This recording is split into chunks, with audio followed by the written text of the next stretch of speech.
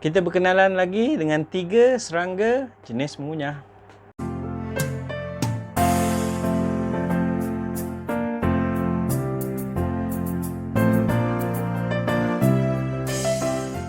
Assalamualaikum warahmatullahi wabarakatuh. Hai, saya Azlan Ramli. Terima kasih sebab kembali ke channel Azlan Channel. Terima kasih juga klik video ni. Okey, pada video yang ini kita dah berkenalan dengan 3 serangga jenis mengunyah. Pada video kali ini kita kenali lagi 3 serangga jenis mengunyah dan tuan-puan boleh semak video yang ini. Serangga yang pertama. Okey, serangga yang pertama adalah kumbang Asia. Apa? Poyo nama ni macam sedap kan? Sebenarnya menurut pencarian saya di internet, kumbang Asia ni sebenarnya adalah salah satu daripada 6,000 spesies ladybird. Sebenarnya secara generalnya ladybird ni sebenarnya dia adalah sahabat baik tani tau, ataupun sahabat baik tanaman. Kenapa? Sebab kebanyakan ladybird adalah membantu mengawal secara biologi lah. Sebab dia memakan telur apid, dia makan apid, telur-telur serangga yang mengisap ni, macam contoh saya tadi kata apid, macam lalat putih punya telur kan, koya, mites dan macam-macam lagi lah. Kalau mana yang agak keliru dengan nama-nama sebut tadi, boleh tengok video ni. Dalam video tu saya dah terangkan video ataupun saya dah terangkan serangga-serangga jenis mengisap. Okey, sebenarnya tak banyak info mengenai kumbang Asia ni kan. Saya pun sebenarnya tak tahulah nama yang biasa orang panggil, orang kampung panggil, orang bandar panggil, saya tak tahulah. Biasa saya panggil ladybird orange je kan, sebab colour dia orange pudar kan. Tapi siapa yang tahu tolong komen kat bawah. Kita sama-sama belajar. Saya hargai kalau komen kat bawah ni kalau ada tahu nama dia sebenar lah, yang biasa orang panggil. Tapi menurut artikel yang saya baca daripada Tuan Anim Hosnan, saya biasa baca artikel dia lah, memang banyak bermanfaat kan. Beliau menulis sebagai ladybird 12 titik, ataupun nama saintifik ni adalah Epilacna indica. Dan satu lagi adalah spesies ladybird 28 titik. Dia titik dekat dia punya atas badan dia lah Ladybird 28 titik, ataupun dia punya nama saintifik ni yang panjang tu adalah sebagai Epilacna Viginti octoputata. Apa panjang nama dia kan? Dia macam trend orang bagi nama baby sekarang ni kan. Kalau dapat baby perempuan contohnya, dia bagi nama Nurul Atikah Saripah Zalmi Zainon Kuzaimah Zaidah Tanzania binti Muhammad. Bapak dia pendek je, panggil adik. Dia macam tu lah. Kiranya ladybird ni sebenarnya dia macam musuh semua jadi lah bagi serangga-serangga perosak yang saya sebut tadi. Dia macam orang dulu-dulu kan, dia tanam kelapa sawit apa, dia ada bela burung hantu untuk kawal tikus. Tapi tani tak adalah nak bela ladybird ni kan, sebab dia datang sendiri. Tapi bagi kumbang Asia ni kan, yang bentuk dia macam ladybird ni, dia spesies ladybird juga kan. Tapi bagi kumbang Asia ni, dia bukan je makan ni, makan serangga tu, dia makan juga daun tanaman kita dia makan. Dia macam, tapi dia lebih suka pada pokok-pokok terung lah. Biasa saya jumpa pada pokok terung lah. Sifu saya dulu, sifu pertanian lah, sifu mitigasi kan, dia pernah beritahu saya, dia kata kalau jumpa ladybird merah, ladybird tu warna merah lah biasa kita tengok tu kan, dia kata tak apa, biar je. Tapi kalau jumpa yang ladybird orange, dia kata tu kena hati-hati. Dulu saya tak percayalah kan, apa benda yang ladybird orange ni buat. Tapi satu hari tu, bila saya tanam terung, dulu saya tanam cili, tapi pada musim lepas saya tanam terung kan, saya jumpa banyak, tak adalah banyak sangat, tapi banyak lah ladybird yang orange ni. Saya duduk perhati apa benda dia buat sebenarnya dekat ni, dekat saya punya daun ni kan. Memang kadang tengok petinggit diam je kan, macam baik kan. Tapi bila saya perhati betul-betul, rupanya dia makan saya punya daun. Sorry. Itulah, walaupun dia makan sikit, tapi dalam serangan yang bila serangan tu banyak, sebenarnya dia mampu buatkan kerosakan macam ulat. Saya semak gambar, saya tengok kan, memang ada serangan yang banyak yang mampu buatkan daun tu jadi macam dimakan ulat. Maksud dia daun tu teruk lah kan. Dan bila daun, walaupun dia lubang dia kecil dia buat kan, tapi sebenarnya itu dah merosakkan daun dan boleh mendatangkan penyakit lain lah, macam jangkitan kulat ataupun serangan bakteria sebab daun tu dah luka. Baik, untuk kenali apa menatang nama kumbang Asia ni sebenarnya sangat senang lah, sebab bentuk dia macam sebiji macam apa ladybird yang warna merah tu. Tapi color dia yang kumbang Asia ni color dia oranye pudar. Memang oranye tu warna oranye tapi dia agak pudar sikit lah. Tapi ada juga yang mengatakan sebenarnya ada pendapat mengatakan bahawa sebenarnya kumbang Asia ni bukannya spesies ladybird. Dia bukan ladybird tapi dipanggil sebagai kekabuh terung. Saya pun tak pastilah kekabuh terung tu macam mana kan. Tapi tak kisahlah dia kekabuh terung ke ataupun spesies ladybird ke.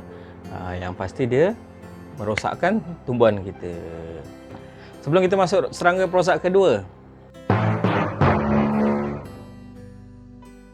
Baik, serangga perosak jenis munyah yang kedua adalah ulat pelombong daun kan. Macam-macam jenis ulat kat dunia ni. Ada yang ngorek buah, ada yang ngorek batang, ada yang makan daun. Yang ni berlombong pula dekat kita punya daun kan. Memang kurang faham. Tapi macam mana sekalipun itu adalah ciptaan Allah SWT, yang mana kita sebagai manusia kadang-kadang kita tak dapat faham dan lambat faham kenapa ianya dicipta. Tapi yang pasti kalau tak ada serangga-serangga perosak ni macam ulat ni, maka tak adalah industri racun-racun serangga kan. Maksudnya dia memberi manfaat kepada ekonomi dari segi racun-racun ni lah. Okay?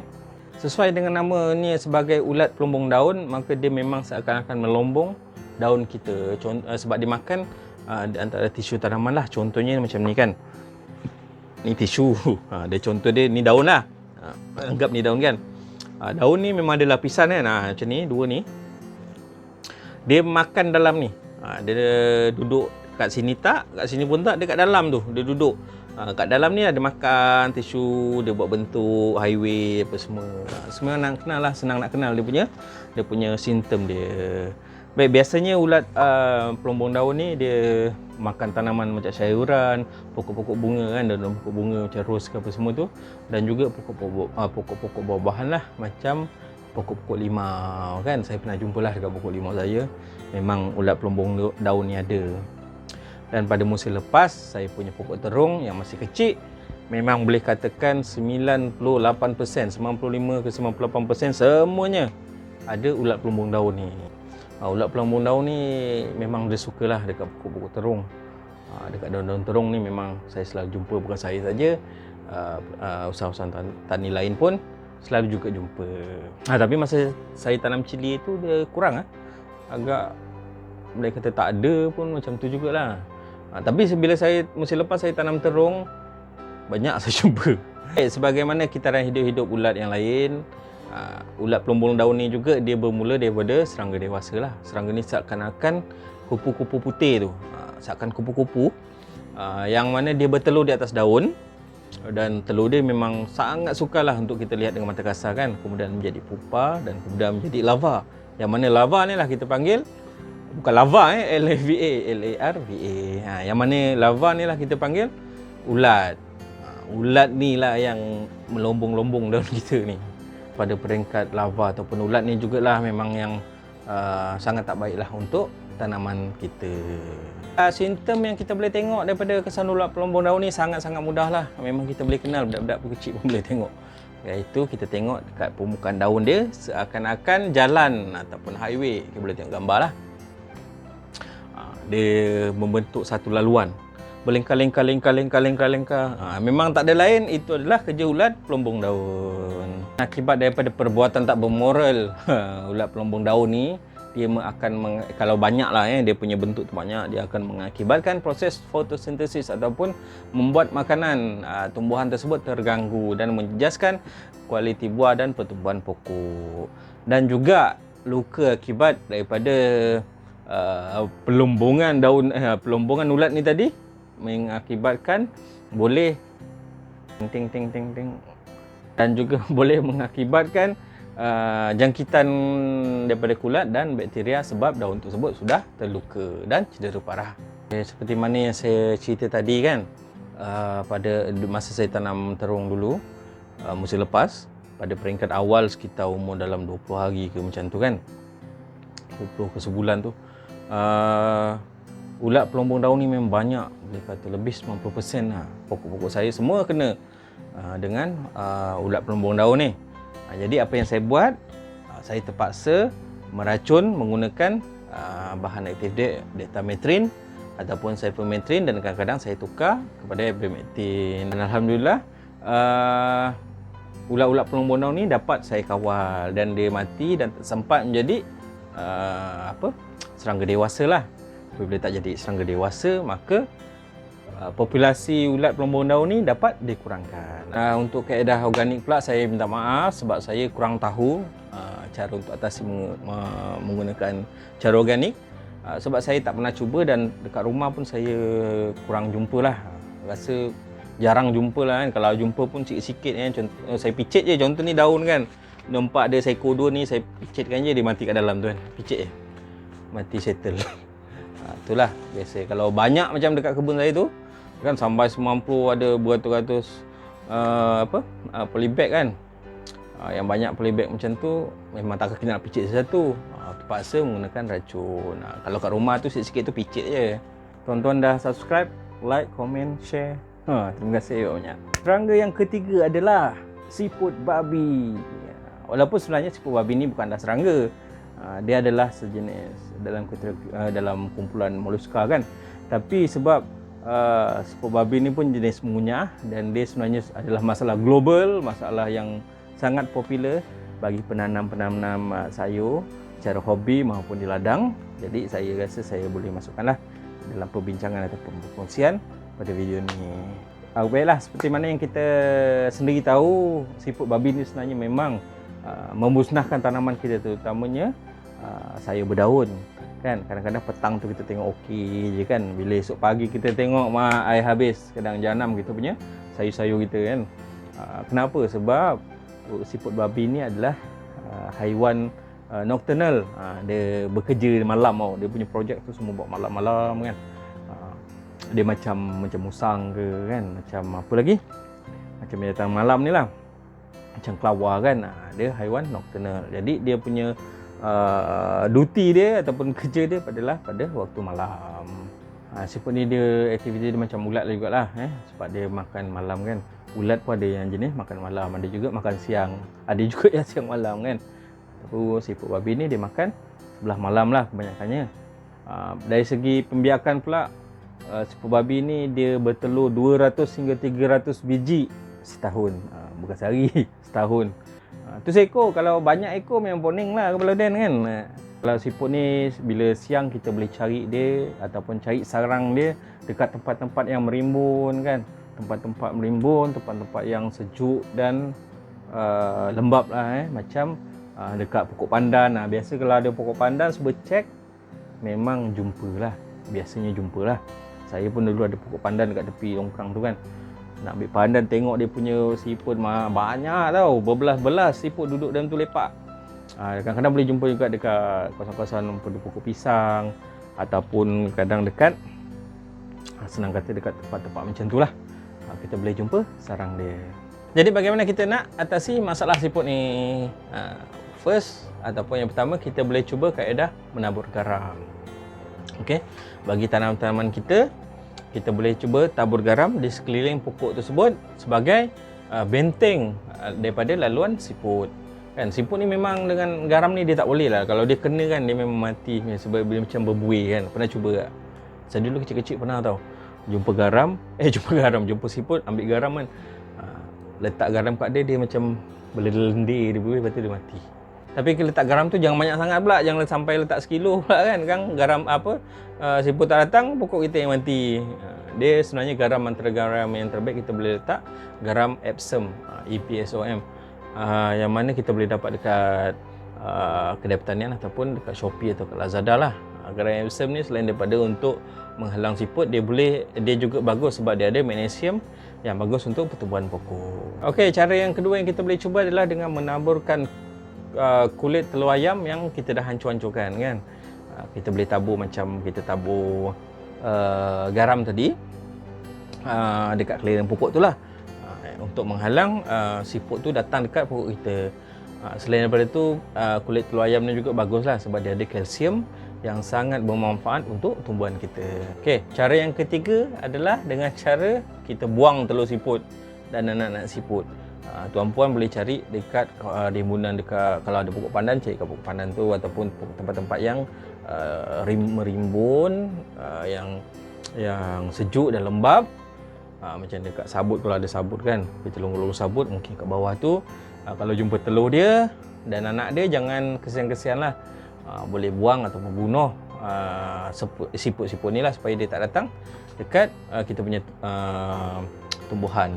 Kalau kita dah musnahkan dia punya anak, kita musnahkan dia punya telur, jadi kita dapat kurangkan populasi siput di kawasan tanaman kita. Okey. Lepas tu kita boleh taburlah garam dekat sarang-sarang siput ni tadi. Sebenarnya cara ni baguslah kita, sebab kita dapat musnahkan keturunan siput-siput tersebut. Kalau kita ambil telur dia, kita ambil dia punya anak dia, kita buang kan, dia dapat mengurangkan populasi siput. Yang keempat adalah kita menggunakan racun siput. Bagi yang nak menggunakan cara kimia, tuan-puan boleh cari racun siput dekat kedai-kedai pertanian ataupun dekat Shopee atau Lazada. Memang banyak jual jenis racun siput lah. Cara dia senang je, kita beli dan kita taburkan dekat laluan-laluan, dekat kawasan-kawasan pokok kita kan, yang kita rasa ada siput, kita boleh tabur kat situ. Dan insya-Allah kalau siput tu macam mana tindakannya, dia makan ke apa lalu ke dia makan, saya tak pasti pula. Nanti saya cek balik, tuan-tuan pun boleh cek balik kan. Nanti siput tu akan mati. Okey. Racun siput ni dia dalam kelas 4 lah.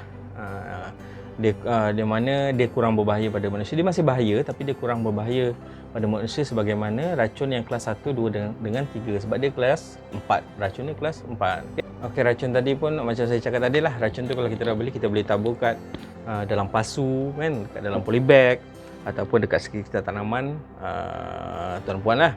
Kita boleh letak dekat yang kita rasa kawasan-kawasan sarang dia, kita boleh letak. Okay. Baik, untuk video yang seterusnya insya-Allah kita akan membincangkan atau berkongsi pasal serangan kulat pula.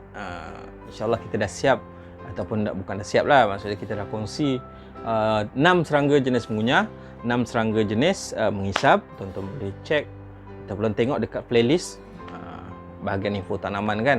Kat situ ada video-video yang saya sebut tadi lah, jenis mengunyah, jenis mengisap. Dan insyaAllah untuk video seterusnya kita akan berkongsi pasal tentang kulat pula, serangan kulat pula. Ini penting sebab serangan kulat ni pun boleh menyebabkan pokok kita rosak dan menyebabkan hasil tanaman kita jadi kurang. Baiklah, mohon tuan-puan share, subscribe, like, komen video-video daripada Ikazlan Channel. Terima kasih kerana terus menyokong kami. Kita jumpa lagi pada video yang akan datang. Assalamualaikum.